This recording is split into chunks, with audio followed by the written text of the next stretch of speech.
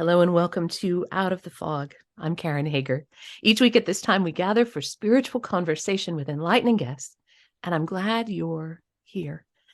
If you head over to KarenHager.com, you can find out more about my work as an intuitive guide and spiritual teacher, or you can find me on Instagram, where I'm Fog City Psychic, to see what Maisie the dog is up to. Spoiler alert, it's mostly napping. There used to be a lot of frolicking. Now it's mostly napping, but she's cute when she naps, right? And you want to see that on Instagram. So go over to Instagram, where I'm Fog City Psychic, and you also can see the latest jigsaw puzzles I'm working on and extra Out of the Fog stuff, and all the fun stuff is over there. Now then, women are keepers of deep wells of wisdom, all of us. But those more masculine aligned ways, those linear, logical ways of proving what we know with our women's wisdom, sometimes that denies the validity of what we see or feel or know. My guest today is Laurin Wittig, and she says that by rediscovering our unique wisdom, by owning it with confidence and unleashing it into the wild, women can bring greatly needed balance back into the world. So how do we do that? And that's what we're going to talk about today. Are you ready to meet her? Laurin Wittig's passion is to help women recognize and unleash their innate and experiential wisdom, emotional, physical, and spiritual, so that they can bring that wisdom consciously into their lives with confidence and joy. She does this through her HeartLight Wellness practice, where she provides intuitive energy healing and transformation mentoring, through her Wise Women Circles, and her Curiously Wise podcast. Laurin's novels are award-winning stories of women finding their wisdom and owning it, too. You can find out more about Laurin and her work at heartlightjoy.com. Laurin, welcome to Out of the Fog. Thank you, Karen. I'm so happy to be here. I'm glad you're here, too. Let's start by getting into what you mean when you say wisdom. That word is kind of beautiful and comforting. It can be a little bit scary, and sometimes it's a pointy sword that people use to talk about the things we should have known but don't. So what is wisdom to you? Yeah, I would first say that I don't think it's that point of we should have known. That's not wisdom. That's right. Experience or knowledge. Wisdom is something that we all have, and we have it from the moment we come into this world. But it's such a feminine sort of way of thinking about things or moving through the world using your wisdom, as opposed to, as you said, the things you read in a textbook. It's been sort of hidden away. It's like only really old people get to be wise. Huh. And I would posit that we're all, as I said, we're all wise from the moment we're born. Babies can be so wise. They know how to do things, and we don't even really have to teach them to them. But wisdom for me it's very much attached to that deep inner knowing that we all get. And I think probably one that probably every woman I've ever met has experienced, and might not call it wisdom, but when you've been like going to a parking lot after dark and, from somewhere, and you just get this sense that you really shouldn't be there. And maybe you want to turn around and go back and find somebody to walk you to your car. That's wisdom. That's something that is coming to you from deep inside, probably also from your guides. I know, Karen, you like to teach about guides as I do. Yes. And paying attention to it is really where you become wise. All too often we're taught to go, oh no, that's just my mind playing tricks. Feel for it, feel into it. And for me, wisdom always has a physical aspect to it. And so I guess that's the easiest way for me to define it. It's when I get that punch in the gut or that heart opening. Oh my gosh, that feels so good. That's my wisdom talking to me. So I'm thinking about this now in a different way, not a deep well of things that we can reach into and pull out information, but I'm hearing you say that wisdom is something alive and something that asks to be expressed in our physical lives. Yeah. It's a tool that we brought with us to live this human experience. And I believe that a lot of it comes from past life experiences, because I have a lot of things that I know looking back, I brought with me into this life, including all the work that I'm doing now. But it is a physical, for me, it's always a physical thing. The body is a communicator. It communicates our emotions. It communicates physical pain. It communicates things we don't want to look at, because it'll get twinges and pains and, I mean, rashes, or, it will let us know that it's not happy, because we're not happy. But it also will authenticate, or validate is probably a better word, things that we just know, or things that we intuitively are tapping into. I hope that makes sense. I'm really trying to figure out how to explain it, because for me, I'm such an intuitive person. It's often difficult to describe things that I do naturally. There's this kind of a school of thought that says that if you are perfectly in tune with your body and everything is in alignment, then you will have clear intuition. Then you can tap into that knowing. Then what about those of us who are in bodies that are not always in alignment?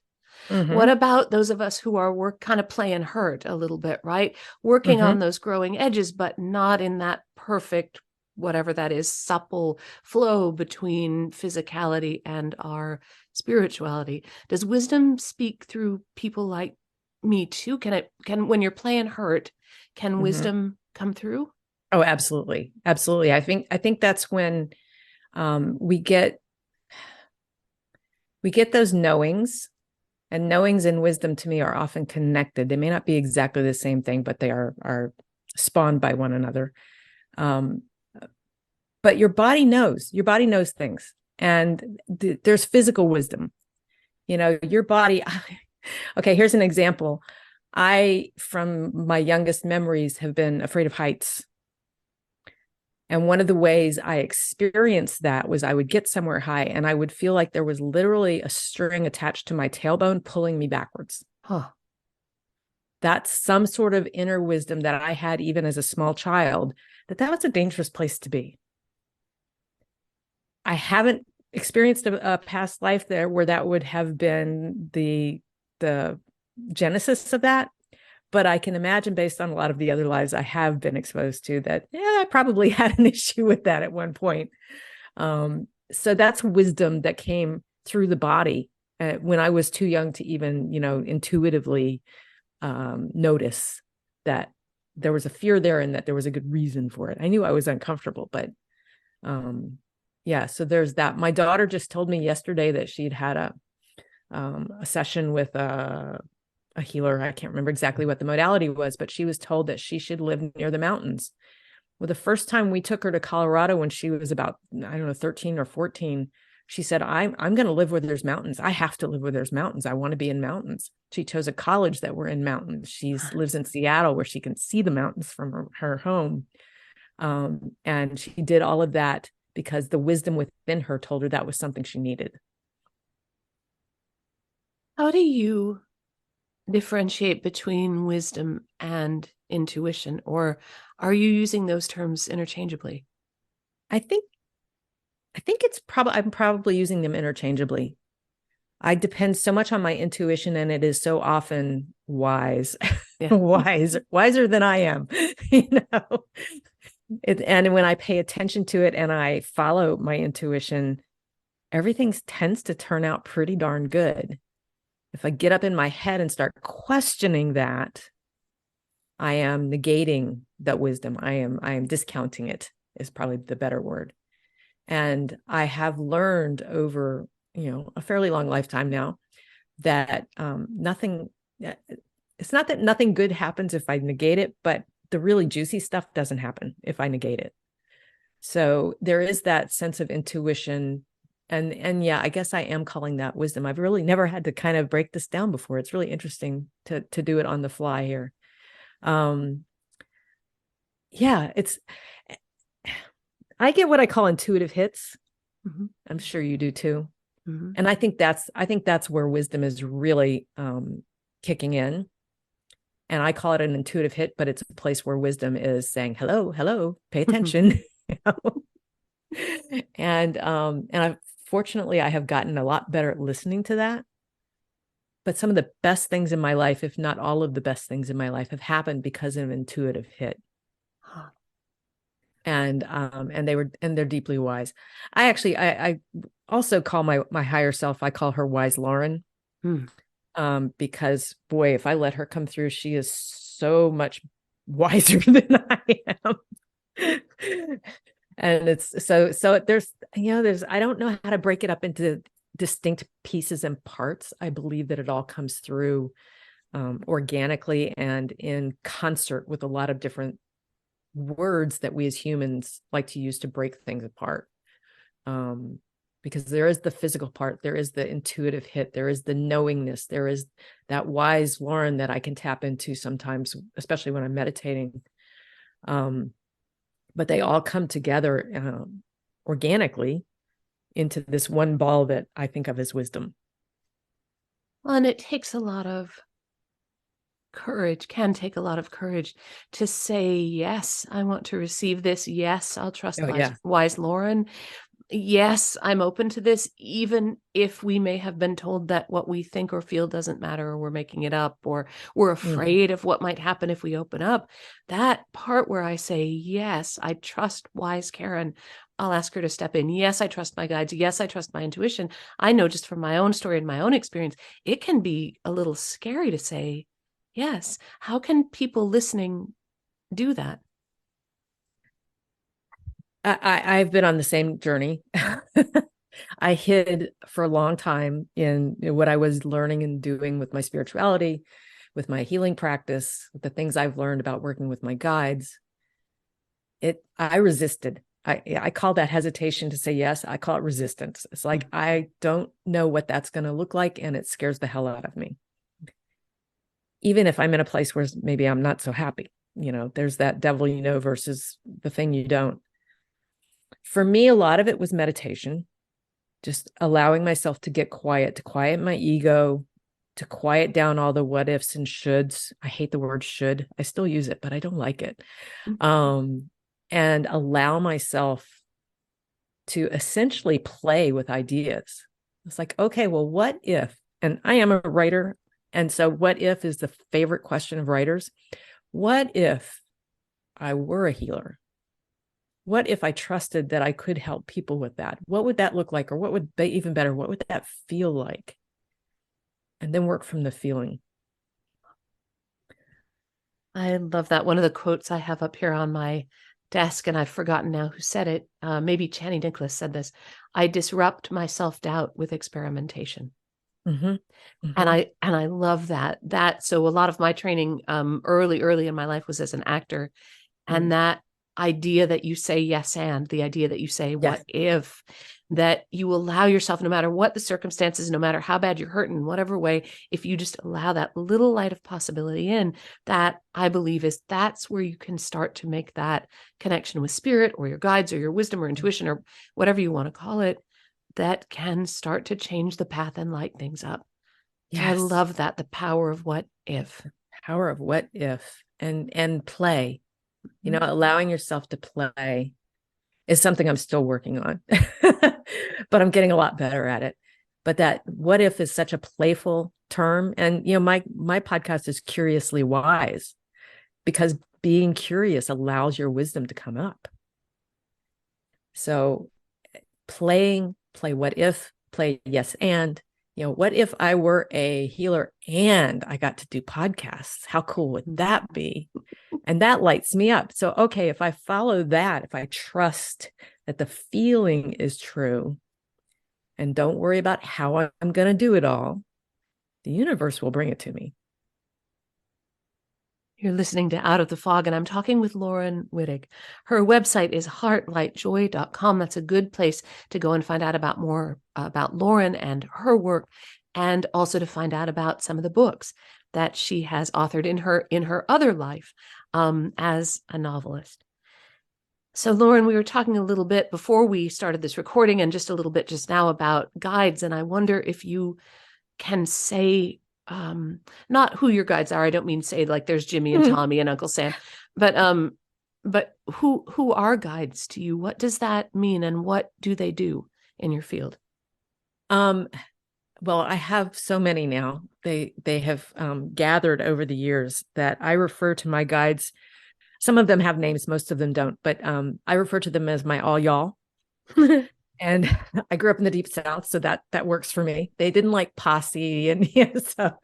Um, but for me, I have angels, I have ancestors, I have earth elementals, I have mystical beings, I have sometimes my grandmother will show up. Sometimes it's just a sense of the earth guiding. So I have a lot, and I was never one to go, who are you and what are you? It just wasn't something I was worried about or cared about. But some of them have offered or came to me in a visual way, an inner seeing, so that I know I have a lot of American Indian ancestral guides. But the very first sort of experience with something like a guide was a channel through a friend who spontaneously channeled Archangel Michael. Wow. She'd never done that before. There were three of us sort of having a girls' weekend. And we were playing with some oracle cards, literally, let's just play with them, and this came through, and it was the start of, it was a real jolt for me onto the path I'm on now. So they can be anything. And my favorite example of how useful they can be is that same friend later was joined by an angel named Sarail. And Sarail helped her do her household work, run her errands, all that kind of stuff. She sort of organized it for my friend. And I was like, oh man, I need somebody like that. And Sarail said, this was another girls' weekend. Sarail said, well, I can work with you too. I don't have to just work with one person. And I went, well, what I really need is like a personal shopper. And she's like, great, I love to shop. That works. And so she is my personal shopper. And the first time I ever consciously used her to, asked her to help me, and ask is a big word. You have to ask. I was getting ready for a hiking trip, and I had been looking for this pair of pants. I knew they existed, but I couldn't find them. And I just finally went, Sarail, please, would you go and see if you can find these kinds of pants? I didn't get too specific, but just, sort of a lightweight hiking pant. And if you find it, let me know where, and I'll go get it. And about, I don't know, 2 or 3 days later, I'm eating lunch, and I get this sudden bolt of knowing I have to go to Columbia over at the mall, and back in the left-hand corner of the store on the sale rack are the pants that I want. Oh, I mean, it's crazy. And you talk about doubting. It's like, oh, I just made that up, Right.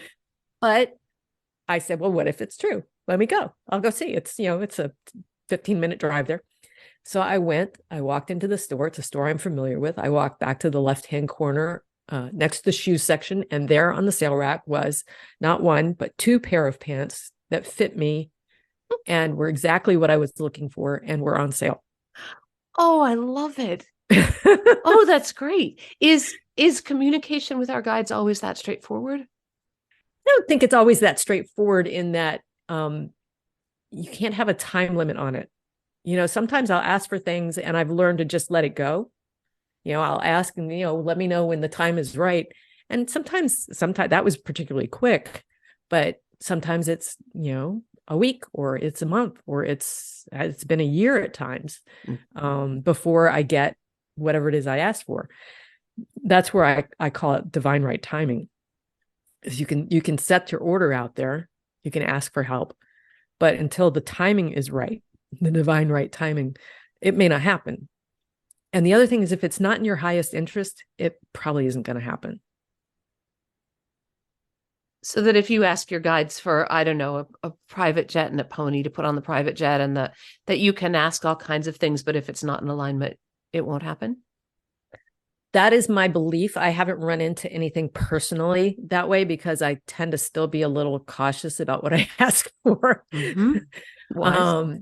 and I also, I love it. I learned this from the other friend that was on the girls' weekends, is that I have learned to say, here's what I'd really love. And I try to couch it in terms of feelings, not, actual things. That example was actual pants, but if it's really big, I try to say, I want to feel this way about, about my work, something general like that. So sometimes it's a little hard to tell. The thing I just remembered what I was going to say. The thing that my other friend taught me to say, though, when I ask for something, like I could say, Surreal, I want the perfect little black dress or better. Mm. And the or better leaves it open so that you're not like hemming it in too much. I know when I first started asking for things, I was very specific. And I think that's harder to receive in some cases, at least, because you've really locked it down. You don't leave spirit room to get creative. So I try to really be a little loosey-goosey with my asks these days. Well, and so But, much about intuition and wisdom is about possibility. Mm-hmm. So I love that, or something better, right? Yeah. Chocolate chip cookies or something better, the pony, or something better, more in alignment. I love questions that leave room for that more than. I feel like part of why our guides are with us and part of why we carry this deep intuitive knowing is to help us navigate the more than, not just our practical life, which it's super helpful in, but also in our kind of exploration of the part that's more than just our regular physical life. Yes. Yeah. And that's really where they really come into play in incredibly useful ways. And I have one guide. She was one of the very first ones that showed up for me. She didn't even speak to me for several years. And it took me a while to figure out why she was working with me. But she presented herself as an American Indian, and she gave me the symbols for golden eagle woman. So that's what I call her. And her role for me is to hold my fear. And I didn't realize that that's what she was doing. But once I did, now I can go, I'm feeling a little uncomfortable about this, a little fearful. Golden eagle woman, would you hold my fear for me? Oh. And then I have learned to say, and you can get rid of it anytime you want. I don't want it back. So, yeah. And guides are very funny if we let them be. So the humor is always a really uplifting energy to bring to it. So in my own experience, I see my guides as like carriers of that wisdom, of that intuition, as a way that we can have that connection with spirit, but then have it kind of filtered to us in ways that we can understand and use it. Mm-hmm.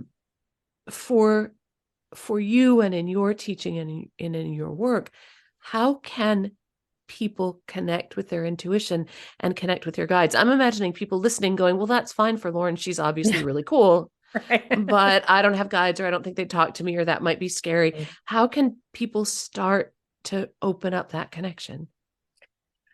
Well, bring play into it. And my very first tool that I learned to use in working with my guides. Now, I was playing with cards, but I think I really was just playing. I wasn't really getting very much information. But I love a pendulum. It's super simple, and you get validation. And I think that figuring out how to get the messages that you're getting, get them validated in the beginning is really important, because it builds trust. And so I love the pendulum as a beginning place. Now, a pendulum is anything that you can hold between your finger and your forefinger and your thumb, and has a little bit of a string or a chain or something and a little weight to it. And you can, if you just hold it up and let it still, and then you ask it to show you a yes, and then you ask it to show you a no, and then you ask only yes, no questions. And when I began, I would ask questions that I knew the answer to, so that I could validate with the pendulum. And that was a huge trust builder for me. And I still pull mine out and use it every now and then. It's like, did I get that right? And my guides in my head are going, yes, you did. But I do the pendulum anyway. Right. So that ability to validate is really powerful in terms of building that trust and getting to know them. The other tool that I used early, and some people have a hard time with this, and some people just take to it like, fish in water, or ducks in water. I can't remember what that saying is. And it's what some people call automatic writing, but I don't really feel like that's exactly what it is. For me, I can type on a computer without having my eyes open, because I've written 6 novels and I can type in my sleep. And so what I like to do is meditate. And then when I get done meditating, immediately pick up my computer, bring up a blank document, and ask a question. And often the question is simply, what would you like me to know today? And then I hit return a couple of times and I let whatever comes into my brain come out of my fingers. I try not to look at it. I don't worry about whether I'm getting every word spelled right. I don't worry about whether I've hit return or, punctuate. I don't worry about any of that. I just let it spill out of my head and through my fingers. And the first time I did that, I was at the prompting of one of those girls that was with me on the girls' weekends. She said, "Laurin, I bet you can do this. Try it." And I did. And when I stopped, she said, "Okay, now read the answer to the question." And it was so clearly not me. Yeah. It was kind, it was wise, but it was also a little more formal than I would have written it. The words were words I knew because they come from my vocabulary, but they weren't words that I used regularly or in that way. If there's metaphors, I'm often in awe because they're not something I would have thought of. And so it was very clear to me that that was not me. It was something bigger and beyond me. And that's my favorite way now. And that's the way I typically will have, instead of just the sort of everyday stuff I've been talking about, if I want to really get that knowledge, that wisdom that they have to help us with, I use this method. And I'll ask them a very specific question and then allow them to come through me with information, guidance, wisdom. Sometimes it's really just a comfort. I'm upset about something, and it's more of a comforting message that there's a purpose. Get yourself out of victim mode and think about it. And, but those are my favorite ways because I can go back and read them again later and get even more from them. We've been talking about this in the context of women's wisdom. Mm-hmm. And I'm wondering, for people who find themselves in male bodies or identify as males, they don't get the wisdom? Oh, no, absolutely. They have the wisdom. They absolutely do. We all have it. And our culture has trained us to really only honor the external things that we learn or that we have access to. And it's made all of us, a lot more of us are waking up now, but I think it's really made it almost, it's frowned upon to look inward and to trust what's inside. And that's emotions, it's thoughts, it's feelings, it's the intuitive stuff that we have. And we all have it to some degree or another. It's just a matter of if you're interested in tuning into it. If you are, then you can. If you, I know some people who are like, oh, that's just belly button gazing and that's just a waste of time. It's like, well, okay, I'm sorry you feel that way. I don't. And I think my life is the better for having all of this additional support and loving energy and guidance. And I wish everybody did. But yeah, it's not male or female. I think women because of our biology, we are more tuned in to the interior. Mm-hmm. But I think men absolutely have the same ability. It's interesting sometimes, just in my own spiritual journey, I have found that sometimes the things I'm quickest to dismiss, my wife calls me the queen of saying no first, right? Oh. No. Do you have time for it? No, sorry, don't. No, absolutely. Yeah. Wait, I didn't finish the question, right? So for me, I'm learning that instead of saying no first, that there is wisdom in looking at the things I dismiss so quickly. Mm-hmm. Why did I cut her off like that? Why did I say no when I didn't even hear right? And sometimes in our own spiritual journey, in our learning and our connection with our intuition and our guides and that deeper connection with the divine, the things that we dismiss out of hand, no, it couldn't be that. No, I'm not open to that. maybe stop and see if you can soften that a little bit. It's different than going ahead when you feel and know truly that something is wrong. Right. That Yeah. you always have that freedom. And one of the gifts of wisdom, I think, is freedom. You always have that freedom to consider, why am I dismissing this? What am I scared of right now? Mm-hmm. And what if I went further? Yes, that's that fear. And then the what if. That's the perfect combo. Recognize the fear and then play with what if you weren't afraid? What if something better came along? And it's very freeing. Curiosity is an amazingly powerful thing. And I think I know I have lost a lot of it as I've grown older. I think school kind of shut down a lot of curiosity in me. And where I have allowed it free reign are the areas where I have thrived the most in my life. I would throw in there that maybe curiosity can grow as we get older, I think as our life experience deepens, there's more, at least for me and so I'm in my late 50s.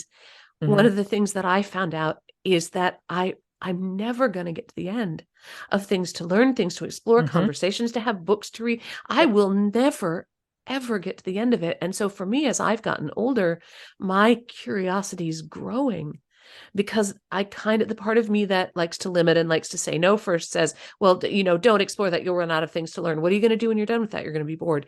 And the part of me that likes to explore goes, no, wait, there's so much. Yeah. It's like an endless supply of fun things to learn and explore and try. Yeah, absolutely. For me, this spiritual path has really opened up my curiosity. Yeah. When I that first time with Archangel Michael, we were asked for questions. I could not think of a single question to ask. I literally couldn't get anything out of my head or out of my throat that was in a question form. Huh. And boy, I'm not there anymore. I can ask all sorts of questions now. And that's part of why I love these podcast interviews, because both as a guest and as a host, you get to ask a lot of questions and think about things in new ways and put together concepts that you maybe hadn't gotten curious about putting together yet. So it's, curiosity is awesome. So how can the listeners connect with you and your work, and how can we find the podcast? And you dropped a hint to me before we started the recording. You've got a cool free guide thing. So can you say all the things about say all the things? say them all. No pressure. Don't forget anything. Oh, God, right. That I'm 63, almost 63. So yeah, that don't forget anything thing is not so good anymore. Oh no. You can find me at heartlightjoy.com. And I am on Instagram, Facebook, LinkedIn, and they're all there. So you can find that. If you go to heartlightjoy.com and you wait a heartbeat, a pop-up will come up to sign up for my newsletter. And if you share your email with me, then you will get a download of a PDF that I created called Laurin's Top 3 Ways to Communicate with Your Guides. And this is really the 3 basic ways that I teach in a course that I'm also about to launch. In a couple of weeks, I'll be launching a whole video course on how to communicate with your guides. So if you get on the newsletter, then you'll get notified of that. My podcast is called Curiously Wise: Practical Spirituality in Action. And you can find it anywhere, including on my website. I think I covered everything. I love it. I love practical spirituality in action, because that to me is what this wacky Earth School journey is all about. Yeah. Right. Yeah. Can we come in with that hybrid of our spiritual connection and our enfleshment, right? Our humanity. Mm-hmm. And what can we make out of this odd conglomeration of things? Yes. How much fun can we have? What can we learn? What lessons can we explore? What paths can we work out? Like, that's what it's all about. So practical spirituality in action just really floats my boat. And I got that from my guides just a couple of weeks ago. So yeah. Beautiful. And I was immediately like, oh, that's amazing. So thank you so much for talking with me, Laurin. This was great fun. Oh, thanks, Karen. I've really enjoyed it. And it's been interesting having to think about things in a more, in a way I can communicate with others. So I appreciate that. That is Laurin Wittig. You can find out more about her and her work at HeartLightJoy.com. If you wait a second for that pop-up to come up, you can sign up for the newsletter, and that will not only let you know when new courses and new offerings are coming up, but will also get you that PDF about top tips for communicating with your guides. And of course, you're always welcome over at KarenHager.com. It's a good place to find out about upcoming classes and events. You can even book a private session with me there if you are so inclined. And there's always fun to be had on Instagram, where I'm Fog City Psychic. How's that giant night reef jigsaw puzzle I'm working on coming along? You might ask. Well, follow me on Instagram and you will find out. And thank you for listening today. Together we are spreading a little more light in the world. And a little more light is always a good thing. Until next time, I'm wishing you peace.